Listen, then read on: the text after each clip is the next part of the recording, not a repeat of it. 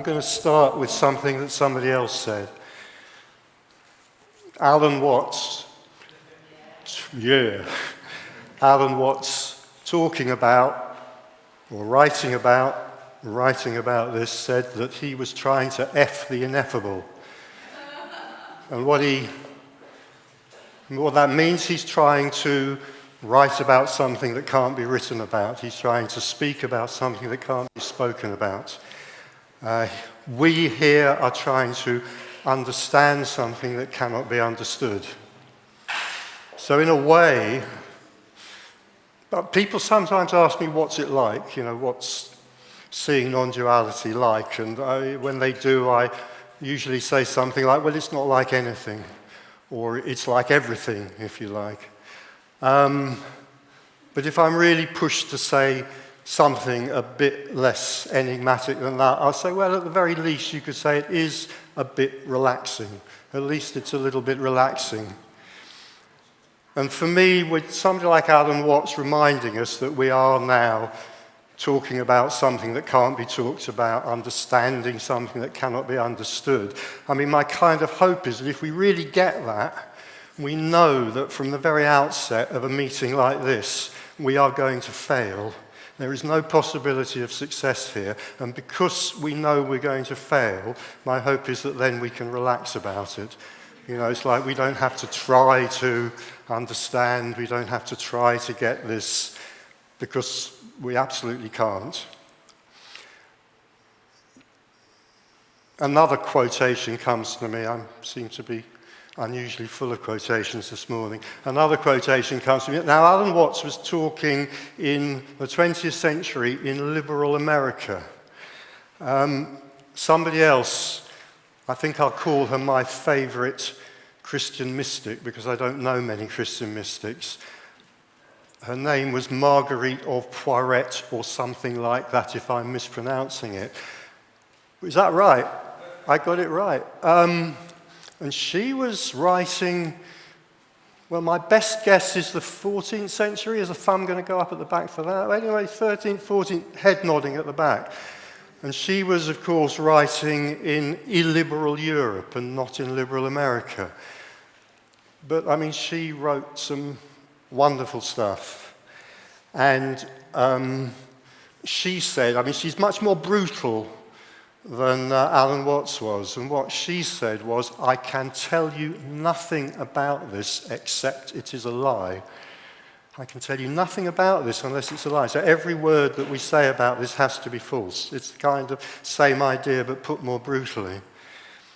But Marguerite of Poiret also said, and I mean, I think this is absolutely marvelous, you know, it kind of sums up everything there is to be said, as far as I'm concerned, about non-duality. She said, until I see that I am nothing, I cannot see that I am everything. I mean, I'm paraphrasing slightly, I'm not a scholar, and I think she also said, until I see that I am nothing, I cannot see that I am love. And I mean, that absolutely gets it. There really, once someone said that, there really isn't a lot of point sitting in these chairs any longer. We might as well, in a way, go and have coffee. Until I see that I am nothing, I cannot see that I'm everything. Seeing non-duality, and I need to be careful what I say, because there are no rules here, absolutely no rules at all. So I'm just talking in generalities about what often happens, about what happens often enough to make it worth talking about, right? So seeing non-duality quite often involves seeing that I am nothing. In other words, I don't exist. The I doesn't exist. I mean, if I'd started this talk in a different way, I could have just started it by saying, there is no self. You know, what's non-duality? There is no self. 4 words, now we can all go home, because in a way there isn't anything else to say about it. So until I see that I'm nothing was her way of putting this. So there's the seeing of nothing, there's the seeing of emptiness, but there's also the seeing of fullness. And there's no way to describe the seeing of fullness. The phrase I use, because it's as good as any other phrase, and none of the phrases are any good, is unconditional love. That seeing fullness is seeing unconditional love. So until I see that I am nothing, I cannot see that I am love. That's roughly what Margaret Percy said. Sometimes first the seeing of emptiness, first the seeing that there is no one here and there's no one there, that this is empty and that's empty, this is empty of self and that's empty of self, and then the seeing that, it sounds very paradoxical and I can't help that, but also that it's full. So it's empty fullness. Isn't that mad? It's empty fullness. It's full emptiness, completely insane. So it's nothing, it's empty, and it's full. And if we want to question what it's full of, let's say it's full of unconditional love. And by the way, if there are questions later, and if there aren't, there's going to be an awful lot of silence. But if there's questions later, there may be a question about that. From my kind of experience of talking to groups about non-duality, it's not the word love in that phrase which presents the difficulty, it's the word unconditional. The phrase unconditional love is a tricky phrase because of the word unconditional. So to me, 14th century Margaret Percy, 20th century Alan Watts, they're saying the same thing, almost identical words. There is a small difference. Margaret Percy was executed by the church for being a heretic. So Margaret Percy was writing. We don't know how much she wrote because, of course, the church burnt everything it could get its hands on. But we do know that one piece of writing survived, which is the piece of writing I've just been quoting from. Somehow, I don't know what happened. It got hidden under a pillow. The church didn't find it. So they're saying the same thing, but Margaret Percy got executed.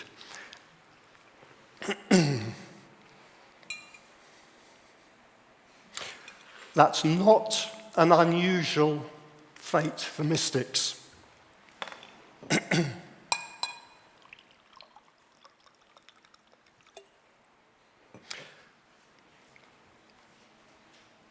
Throughout the ages, still today in some places, Christian mystics tended to meet grisly ends. Sufi mystics still tend to sometimes meet grisly ends. There is something about the core of the mystical pronouncement that deeply offends established religions. So where established religions have power, they tend to want to silence the mystics. Why is that? Let me spend a minute or two talking about that. Because non-duality, I'm quoting another quote here actually, this overthrows all authority.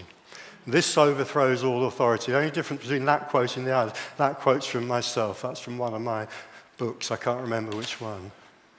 Seeing non-duality overthrows all authority. It reveals that nothing is necessary for the seeing of non-duality to arise. The seeing of non-duality can arise at any time, in any place, for anyone. Now, if you really kind of ponder that, you can see what a threat somebody writing this down in a little Christian cell in the 14th century, what a threat it could be perceived to be. Because it overthrows all authority. No need for churches, no need for religions, no need for holy books, no need for teachers. Because the seeing of non-duality not only can, but does. The seeing of non-duality not only can, but the seeing of non-duality does arise spontaneously. It can arise in any place, at any time, for anyone.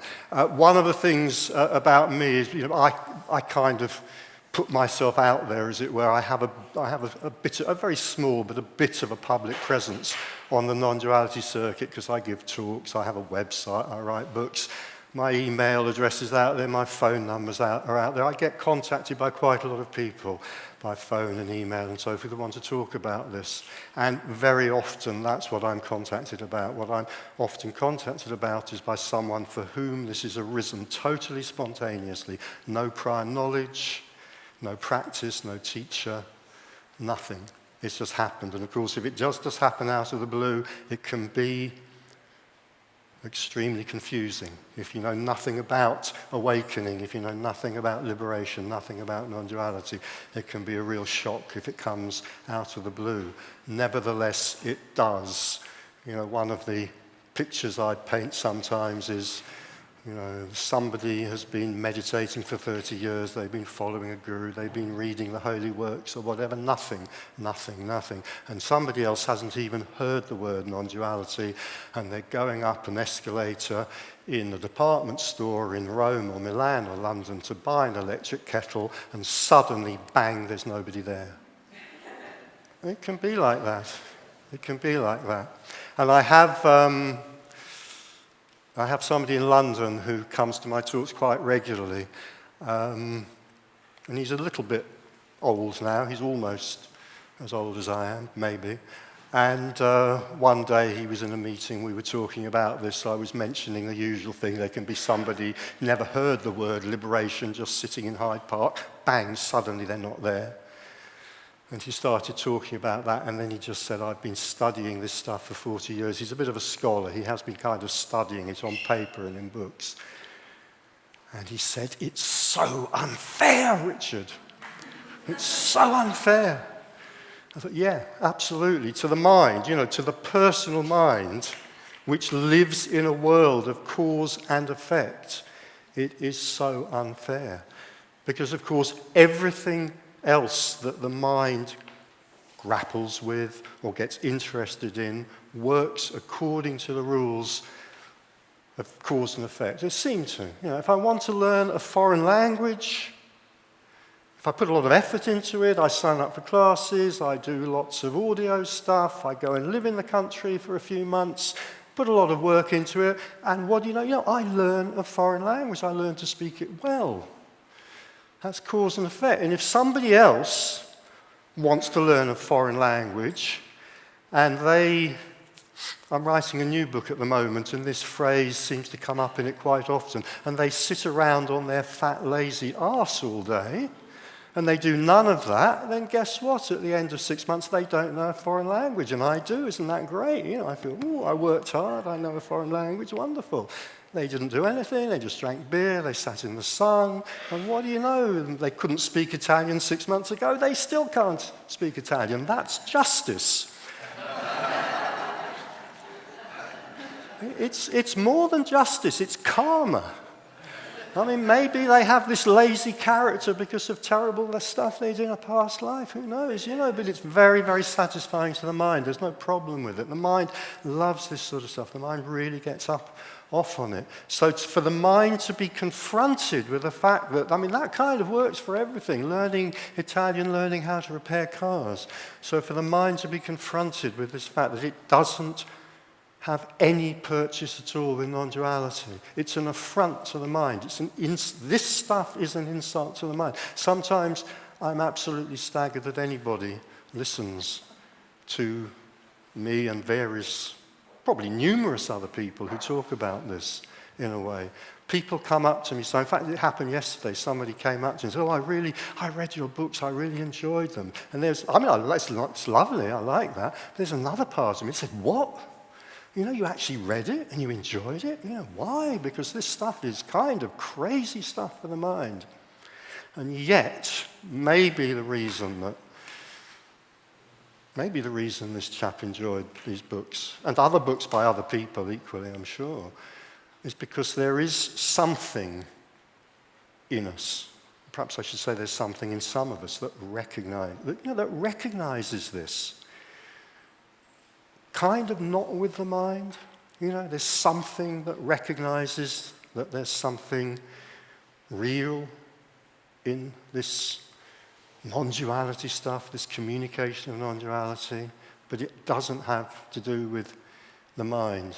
And again, over and over again, I have people talking to me, come to my talks, and they sit there and the mind goes mad, and the mind can get very angry. There's an awful lot of stuff that's said. I'm going to say something, it sounds a bit holy, but just forgive me. In the name of non-duality. there's quite a lot that can be said in the name of non-duality which can really feel like an assault on the mind, like an insult to the mind. And people say that, they sit through talks and the mind goes mad and they can feel at times very angry or at times lots of other emotions, and yet still they come back month after month after month, because there's something about this communication which is heard. I don't know how, and I don't know what by. All I know is it's not by the mind. It's heard by, it sounds absurd to say it, maybe we could say it's heard by the no-self, I don't know. And I don't often quote from authorities, but Ramana Maharshi came up with a beautiful phrase. He said, "Your head is in the tiger's mouth." And when your head is in the tiger, I think he said your head is in the tiger's mouth and there is no escape. In other words, for me what that means, I'm glossing here, but for me what that means is, if non-duality seizes you, then it seizes you. It's nothing to do with you. It's nothing to do with your will. It's nothing to do with your mind. And if non-duality seizes you, this is only an image, but you go where non-duality takes you. In other words, what that metaphor is saying, the tiger is far stronger than you are. Your head is in the tiger's mouth. If the tiger takes you by the neck, then you go where the tiger drags you. No question of that. And then, I don't know if I'm adding to Ramana's metaphor now, or if he added this himself and I read it somewhere and then forgot. If the tiger of non-duality seizes you by the neck, it drags you where it goes, and then all there is to be done is to wait and see whether the tiger bites your head off. And that's got nothing to do with you, and it's got nothing to do with who you think you are. So we could say this is a spontaneous arising, if you like. The seeing of non-duality is a spontaneous arising.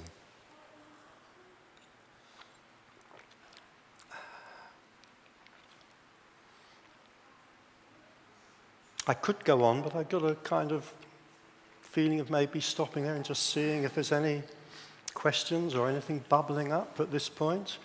That poor man on the stairs or on the escalator, who was suddenly seized by non-duality. Could you explain a little more about what has seized him? Yes, could I? I'll try. I don't know if I can, but I'll try. So what's often reported, let me put it this way, anything can happen, it doesn't have to be like this, but often what's reported is that there can be two events, or I should really say two apparent events. To be honest, I should put the word apparent in front of virtually everything I say here. But let's say there can be quite commonly two apparent events, and in the first event, it's indescribable, but I have to try and use words, so we could say, or I will try to say, the emptiness of everything is seen. And when I say the emptiness of everything, I mean it's seen that this is empty and this is empty, and that because they're both empty, they are the same thing. In other words, I just said they're both empty, but that word both doesn't apply, because in the seeing that everything is empty, the whole notion of two things, me and a world in which I live in, collapses. So, we can see how difficult it is to talk about this. We could say, let me just pick that last bit up as kind of like a simple description of what it is to live in duality. Okay, we have non-duality as opposed to duality, and we could say that living in duality seems to be the reality for most people. Dual means two things. What are those two things? Well, the self is one of them. A person here, an autonomous, responsible person with some rather magical abilities like free will, for example, the ability to make choices and free will decisions. That's the one thing. And then the other thing in duality is everything else, is the world in which that apparent person seems to move around. So there seems to be me separate from a world in which I live. I have to move around in that world, negotiate with the objects in that world, particularly those rather difficult objects known as other people, as it were. So that's kind of duality. Now, on the escalator, as it were, or wherever it is, if the sense of what can often happen is the sense of self can collapse momentarily and then come back quite quickly. And in that collapse, the emptiness of everything is seen. That's the emptiness of what seemed like the fullness of a person here, and the emptiness of what seemed like the fullness of a world out there. All right? So if that collapses, then there is no longer an in here and an out there. If both are empty, then there isn't a both. There is simply emptiness. And that can be a considerable shock if it happens. Does that even go anywhere towards answering the question? Yes, it does. These things they're intangible, and forgive me, I have to scramble a bit to keep up. Yeah, we all do. Thank you. Mentally, we all do, yeah. One of the things about listening to this stuff, if it's listened to quite a lot, is that eventually the mind can just give up. Because the mind eventually gets it's not going to get anywhere. I mean, I don't know if this image works, I don't know if this metaphor works. It kind of occurred to me some years ago that going to talks on non-duality, it's a bit like trying to climb a rock face, and you bang in whatever it is. Any mountaineers here? What do you bang into a rock face so you can hoard yourself up? Something like that. Anyway, one of those, a peg, let's say, a peg. And you grab hold of it, you hoard yourself up, then you pung another one in. That's how you climb up a cliff face. With non-duality, it doesn't work like that. You bang a peg in, you grab hold of it, you hoard yourself up, and the peg just falls out of the cliff face, and you just keep falling back down on your arse. And eventually, when that's happened for long enough and we have a sore enough arse, then sometimes the mind just gives up. It just stops asking the questions. And that's not better, and it's not worse. I mean, it's not right or wrong. It's simply more relaxing. It's just more relaxing. And I'll come to the hand at the back in a minute. I've just remembered there was one last quote came to me earlier today when I was musing about what I might say in here this morning, and it's from an English Buddhist. I think his name's Keith Dowman, either Keith or Kenneth Dowman, and he says relaxation is the key to Buddhahood right now. Okay, I would not use exactly the same language. That's the language he chooses to use, but I just think that is absolutely right on. I mean, I come here with no teaching. I come here with no advice. This may be the chap who introduced me made a reference to the fact that I've been invited to stand in America, and so far I've spectacularly failed to show up there. And that might partly be why, because I have no teaching, I have no advice. It seems to be a bit ridiculous to go all the way to America to say that, whereas, I mean, I was going to say that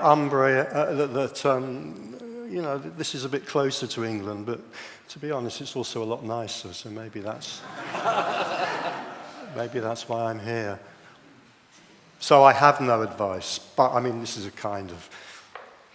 I should say this with great caution. If I did have any advice, it would be to relax. That would be it. The advice becomes absurd when confronted by the reality of non-duality, because the immediate question would be, but who can relax? Who will relax? Relaxation takes place or it doesn't take place, but there is no one who can cause that. But if there was, it would be relax. Yeah, relaxation is the key to Buddhahood right now. You used the word momentary in your response to the previous question. And I just wondered if, in your experience, you could say how long these spontaneous experiences tend to last in kind of external time coordinates for the people that you've run into who've reported this sort of experience. So it's sort of, how sustainable is this experience in external time for most people? Okay. I mean, the first thing I'd say, and again, this might be one of those things that sounds a bit pedantic, language is so difficult, is I wouldn't describe it as an experience, because what I'm talking about is something that appears to happen where there is no experiencer present. The experiencer is gone. So, I mean, you might think I'm just playing with words. I'm not. I'm just trying to be as clear as I can. I might call it an event, let's say. And again, I really want to stress there are no rules whatsoever. Anything can happen. But what happens often enough, it's reported on often enough, so it's perhaps worth talking about, is that there can be this initial opening where the emptiness of everything is seen. And when that happens, that can, in conventional terms, which don't really apply, but taking the question, as it's meant, in conventional terms, it might even be a split second. It might just be a split second, after which the person comes back absolutely as they were before, but possibly in a considerable state of shock. Like, what the hell was that? What the hell just happened? After that, in the story of time in which a person's life apparently unfolds, all sorts of things can happen.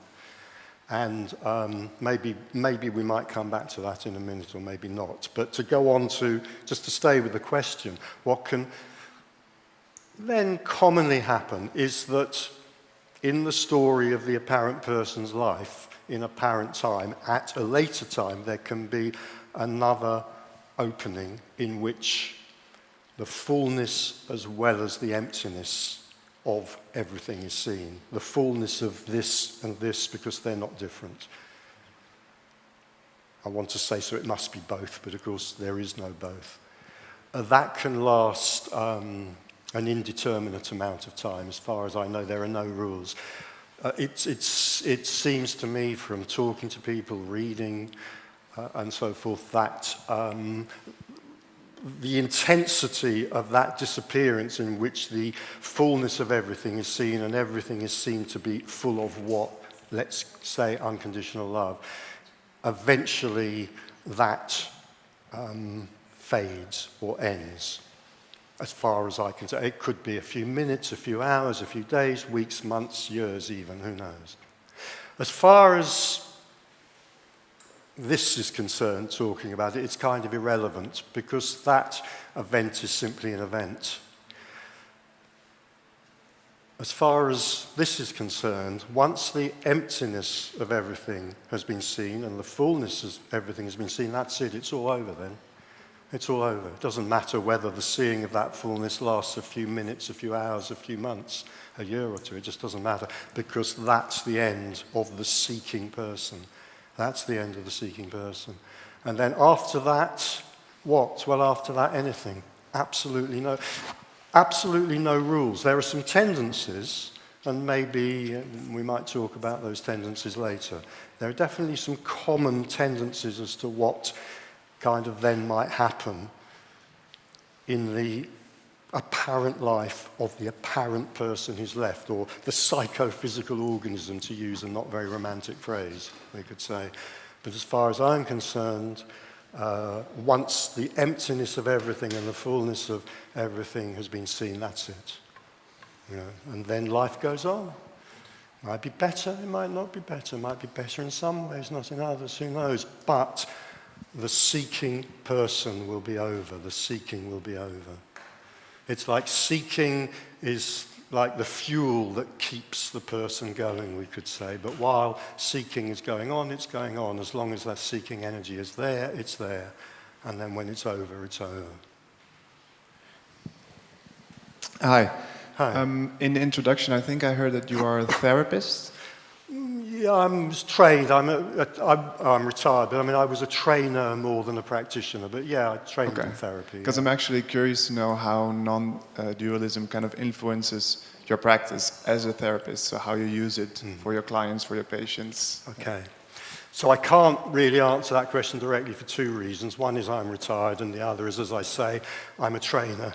I was a trainer rather than a practitioner, but I can make some general I can make some general statements. I mean, I know, for example, I and other people who talk about this have been approached by psychotherapists who become very caught by this. Their heads are in the tiger's mouth.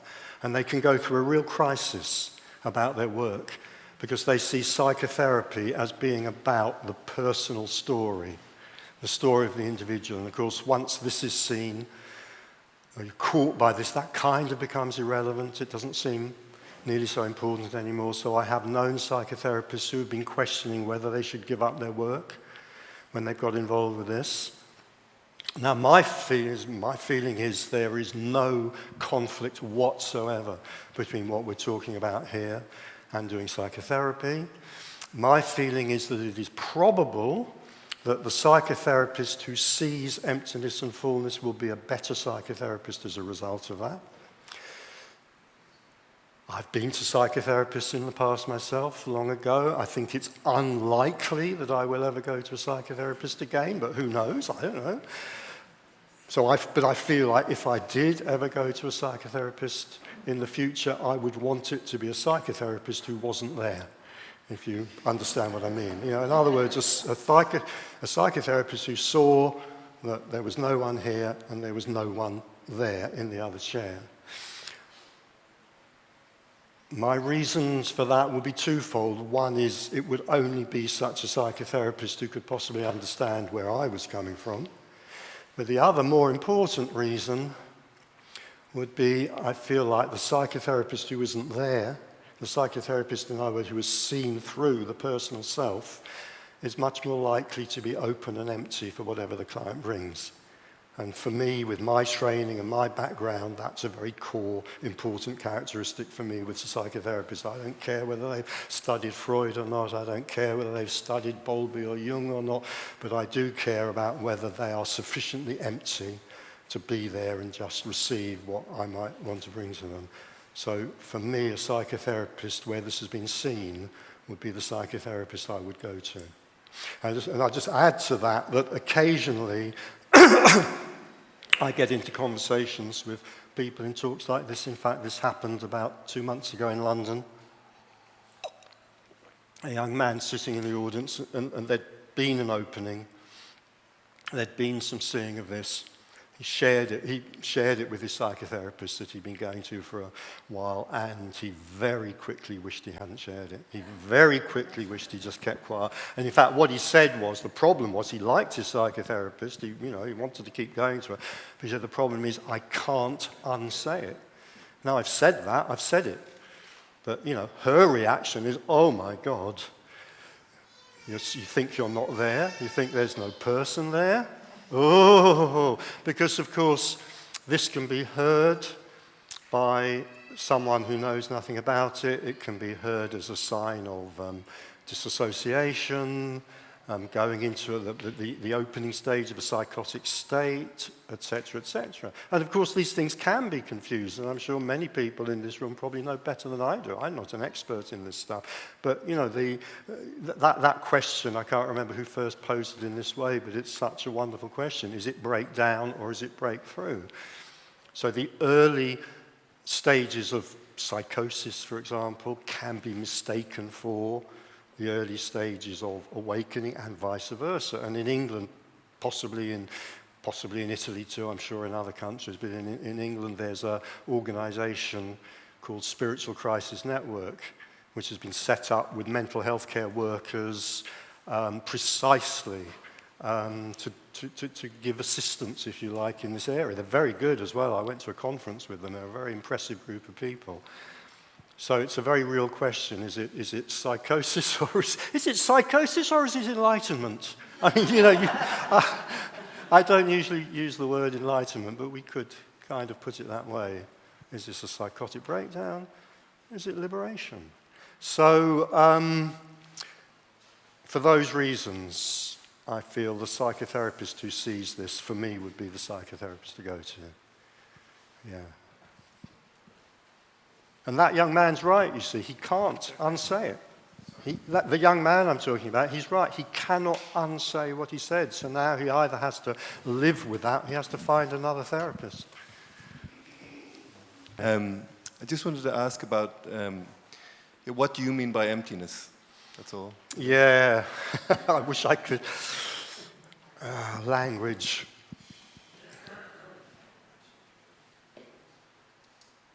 It just seems, as with so often, you know, I will remind you the first thing I said when I came in, we're trying to F the ineffable. Just as with the phrase unconditional love doesn't get anywhere near close to what I'm trying to describe, but it gets closer than any other phrase. I'd say the same about emptiness. It's an impossible word. It doesn't describe what I'm trying to describe, but it's better than any other word. I feel like almost saying at this point, you know, I'm referring you to the Buddhists, because the Buddhists are very good at describing emptiness. It's one of the things they do very well. I don't know if in some way this and this there feels full of ordinary stuff. Let's say not unconditional love, maybe that as well, but let's say ordinary stuff. It's kind of, you know, there's people here and walls and a camera and scorecards and stuff like that, and then maybe here, maybe there's feelings, maybe there's thoughts, physical body, all of that stuff. So kind of duality tends to feel quite full.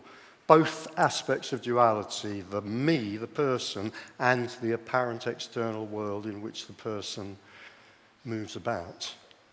It seems quite full. Emptiness this isn't going to be helpful at all, is it? As I'm going to finish the sentence.